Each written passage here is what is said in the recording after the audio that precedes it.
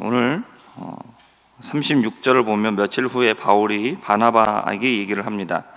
우리가 주의 말씀을 전한 각 성으로 다시 가서 1차 전도 여행을 말하고 있습니다. 그래서 우리가 복음을 전했는데 그 형제들이 지금 어떻게 지내고 있는가, 그들이 믿음 생활을 어떻게 하고 있는가, 또 혹은 어떤 문제가 있는가, 이런 것들을 함께 좀 방문해보자 라고 이렇게 얘기를 합니다.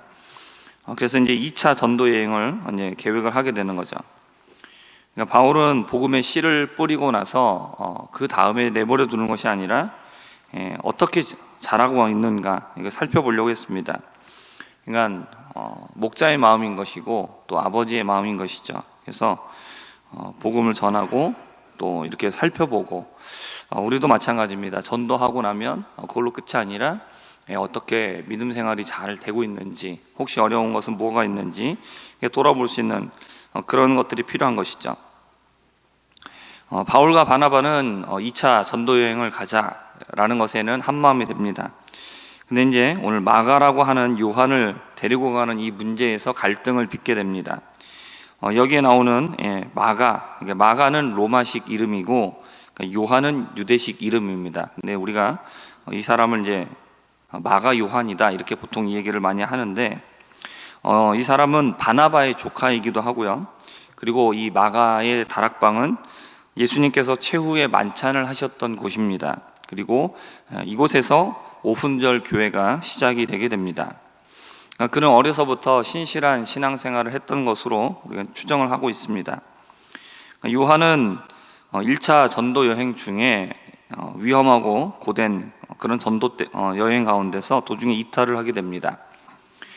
바나바는 요한에게 다시 기회를 주고 동행하기를 원했지만 바울은 도중에 이탈한 요한을 데리고 갈 수 없다라고 이렇게 맞서게 됩니다.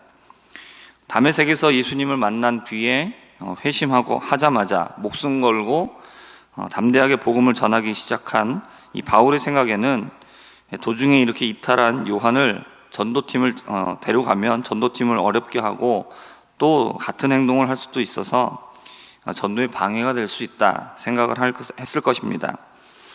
반면에 어려운 이들을 위하여서 재산을 흔쾌히 내어놓았었던 바나바는 위로의 아들이라 라는 이름 별명답게 요한이 한번 탈락했지만 그렇게 하지 말고 다시 기회를 주고 회복하고 세워질 수 있게 되기를 원했습니다. 누가 옳다라고 할 수 있겠습니까? 바울일까요? 바나바일까요?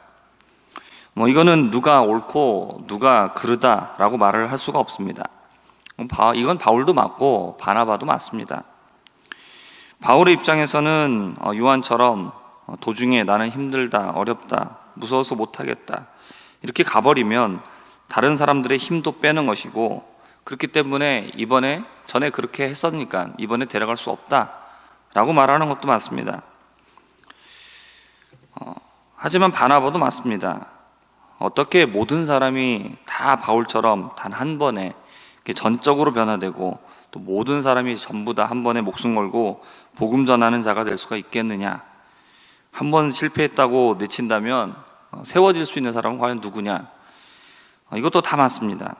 하지만 둘은 결국 견해 차이를 좁히지 못하고 바나바는 요한을 데리고 구브로로 가고 바울은 예루살렘 교회의 지도자 중에 하나였던 실라와 함께 전도를 떠나게 됩니다.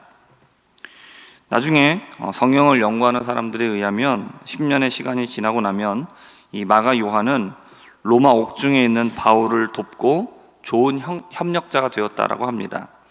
그리고 바울이 죽고 난 이후에는 로마에서 사도 베드로의 통역을 맡았고 마가복음을 기록했으며 또 이집트의 항구 도시인 알렉산드리아의 교회를 세웠고 마가복음을 기록한 직후에 알렉산드리아에서 순교한 것으로 전해집니다. 마가 요한은 당장에는 바울과 동행을 할 수가 없었고 또 복음 전도에 동참할 수 있을 정도로 성장하지 못했습니다. 하지만 후에는 초대교회에서 매우 중요한 역할을 잘 감당하게 됩니다. 이러한 마가 요한의 모습을 보면 바울도 맞는 것이고 바나바도 맞는 것이죠. 누구 한 사람 틀리지 않았다는 것은 두 사람 다 하나님께 쓰임을 받고 있었기 때문입니다.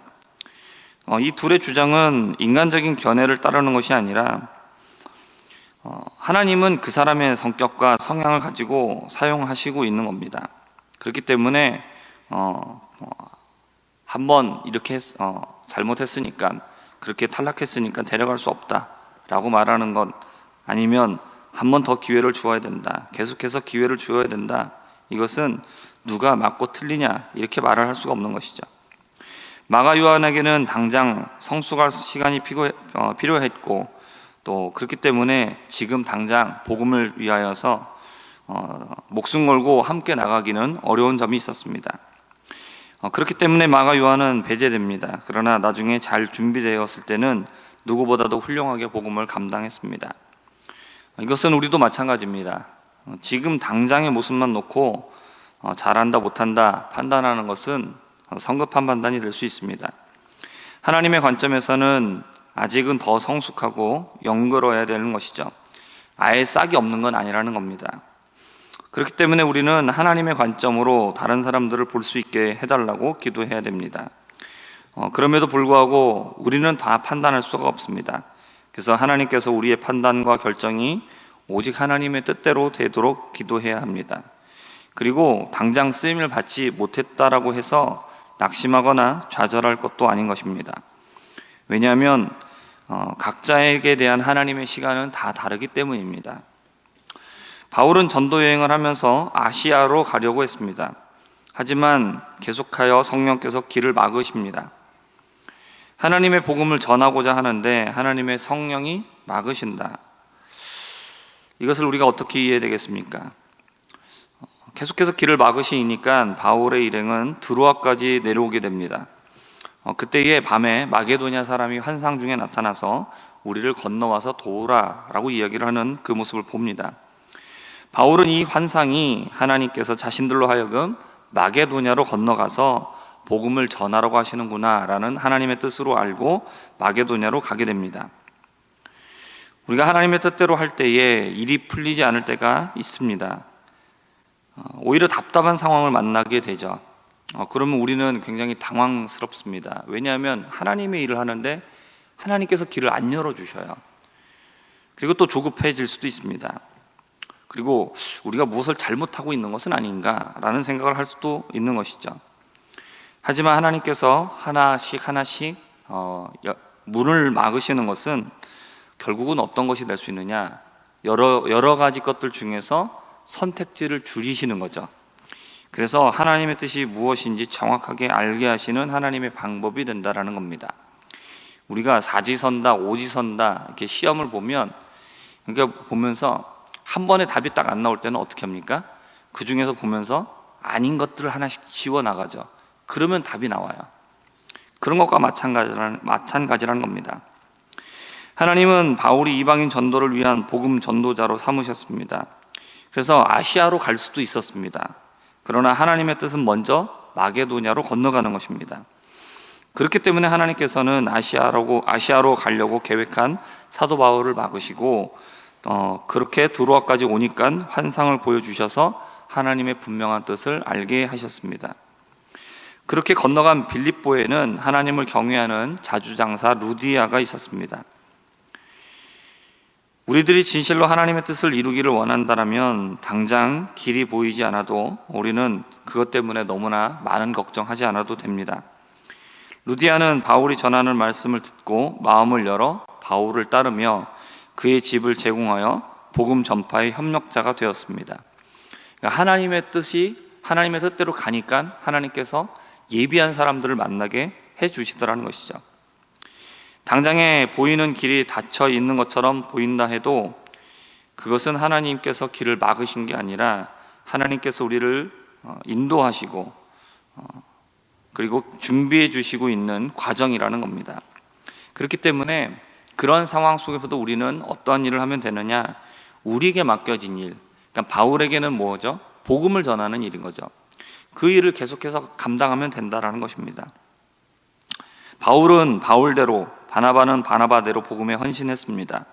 그리고 마가 요한은 준비되는 시간을 거쳐 나중에 복음의 귀하게 쓰임을 받았습니다. 또 바울은 복음을 전하는 가운데 길이 막혔습니다. 그러나 그것은 막다른 골목이 아니라 새로운 시작을 위한 하나님의 인도였습니다. 그렇기 때문에 바울은 오직 하나님의 손에 붙들려서 복음 전하는 일에만 힘을 쓰면 되었습니다. 하나님께서 원하시는 복음을 전하면 하나님이 길을 인도해 주시고, 그리고 원하는 대로 하나님께서 뜻하시는 대로 복음을 전하면 하나님이 예비한 사람을 만나게 해주셨습니다. 그렇기 때문에 바울이 걱정할 이유가 없고 다른 것들을 계획하는 가운데 이것이 잘못되었을까 염려할 필요도 없었습니다. 하나님께서 기뻐하시는 일에만 집중하면 하나님이 필요한 모든 것들은 다 인도해 주시고 준비하시고 인도해 주셨다라는 것이죠. 그러므로 오늘도 우리는 오늘 하루를 살아가면서 우리가 때로는 우리가 생각하고 계획한 것과 다르게 길이 막히는 것처럼 보이고 무엇이 풀리지 않는 것처럼 보인다 할지라도 그런 것들에 대해서 신경을 쓰고 그것 때문에 낙심하는 것이 아니라 하나님께서 길을 열어주시고 있는 과정이구나 라고 생각하면서 하나님의 뜻에 순종하면서 살기를 힘쓰는 우리들이 되기를 바랍니다. 또한 나의 지금의 모습도 또 다른 사람의 지금의 모습도 그것을 가지고 틀렸어, 맞았어 라고 이렇게 판단하는 것이 아니라 하나님께서 한 사람 한 사람 빚어가고 계시는구나 라는 것을 우리가 생각하면서 그러한 눈으로 나 자신을 바라보고 또 다른 사람을 바라보면서 아름답게 세워져 갈 수 있는 우리가 되기를 주님의 이름으로 부탁드립니다. 기도하겠습니다. 하나님 아버지 감사합니다. 하나님, 우리가 주님 안에 있으면 누가 맞고 틀리는 것이 아니라 다 하나님의 뜻과 계획 안에 있기 때문에 하나님의 때에 하나님이 사용하여 주시고 또 아직 부족하다라면 하나님께서 만들어 나가고 계시는 과정이라는 것을 우리가 깨닫게 하여 주옵소서. 그래서 나 자신을 바라볼 때에 또 낙심하거나 좌절하지 않게 하여 주시고 다른 사람을 바라볼 때에 또한 비판하거나 정죄하지 않게 하여 주옵소서. 하나님, 우리가 하나님의 뜻대로 살면 모든 것이 바로 눈앞에서 다 잘 풀려나가는 것이 아니라 그럼에도 불구하고 잘 안 될 때가 있습니다.